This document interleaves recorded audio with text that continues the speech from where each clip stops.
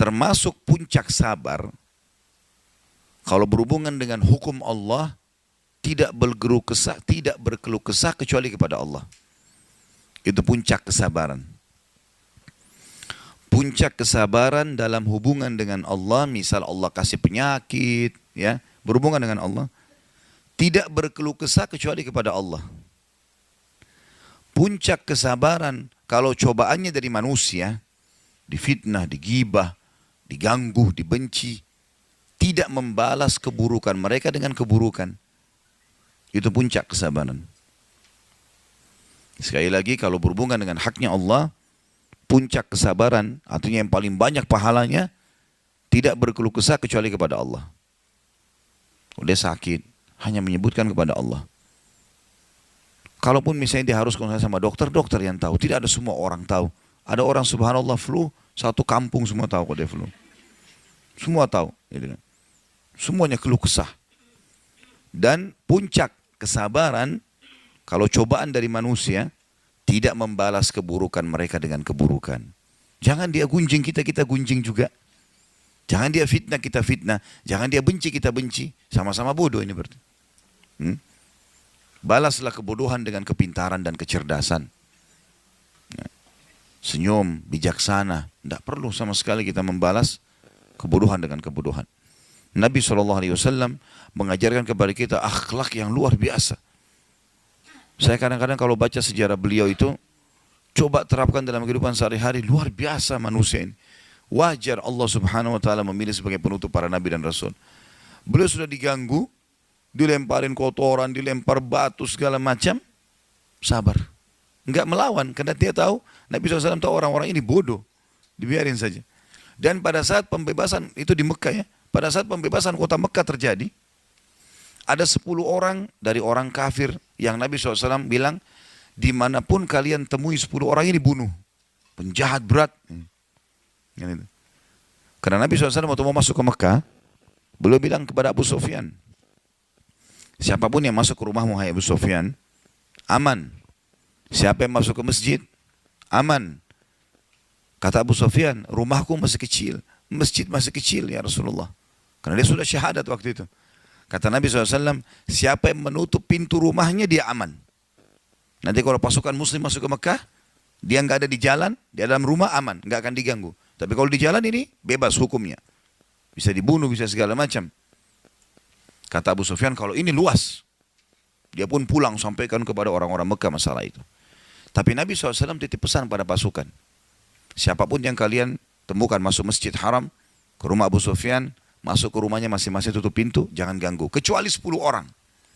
Ini 10 orang harus dihukum. Jahat sekali. Gitu kan. Ternyata dari 10 orang ini, Bapak Ibu sekalian, yang terbunuh hanya 3 orang.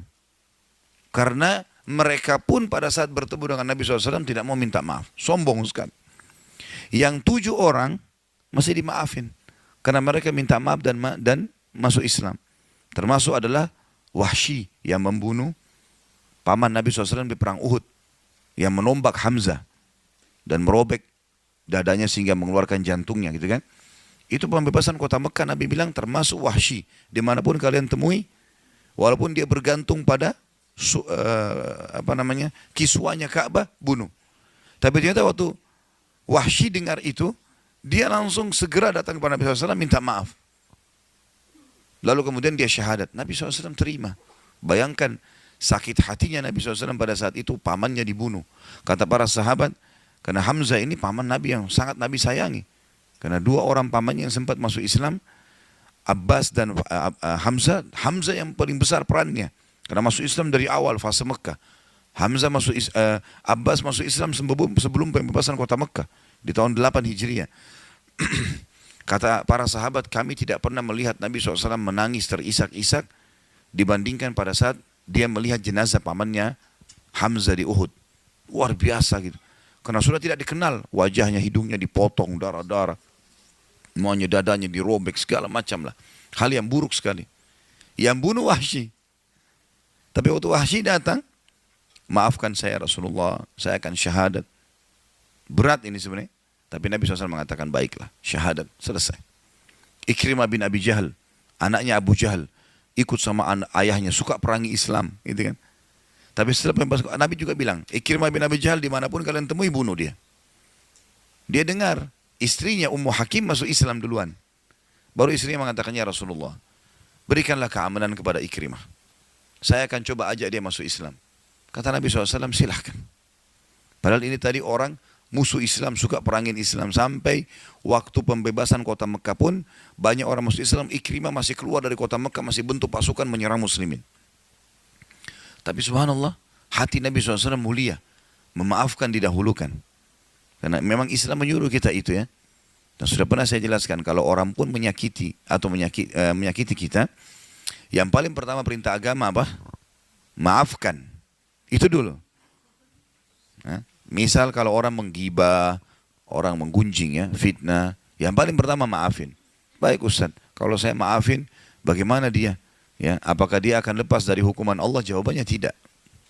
Tidak usah khawatir soal itu. Karena syarat dia lepas dari hukuman Allah, dia harus minta maaf. Selama dia tidak minta maaf, maka hukuman Allah mengancam dia. Kita disuruh begitu ada orang yang datang mengganggu kita, maafin duluan. Supaya kita dapat pahala. Hati kita jadi bersih. Begitu perintah Allah. Gitu kan. Sudah begitu perintah Allah. Begitu pula dengan pasangan hidup, Bapak Ibu sekalian. Orang mudah memaafkan memang. Gak usah dendam-dendaman. Ya. Jadi WA-WA yang sudah disimpan dari 5 tahun lalu hapus. Hapus semua itu. Ya. Semua yang pernah disimpan berhubungan dengan suami, hapus. Jangan keluar dari majelis ini kecuali hapus ya. Ya mau hapus BBM atau WA-nya kepada suami yang buruk, saya kasih hadiah buku. Tidak usah ada pertanyaan. Supaya hatinya bersih. Allah bilang wal'afina anin nas, dan orang yang suka memaafkan orang lain. Wallahu yuhibbul muhsinin. Allah suka dengan orang yang baik-baik. Jadilah orang baik, ya. Jadi puncak daripada pahala sabar kalau berhubungan dengan haknya Allah, kita tidak berkeluh kesah kecuali kepadanya. Dan puncak daripada pahala kalau seseorang lagi dicoba melalui manusia, maka tidak membalas keburukannya dengan keburukan. Justru sebaliknya memaafkan.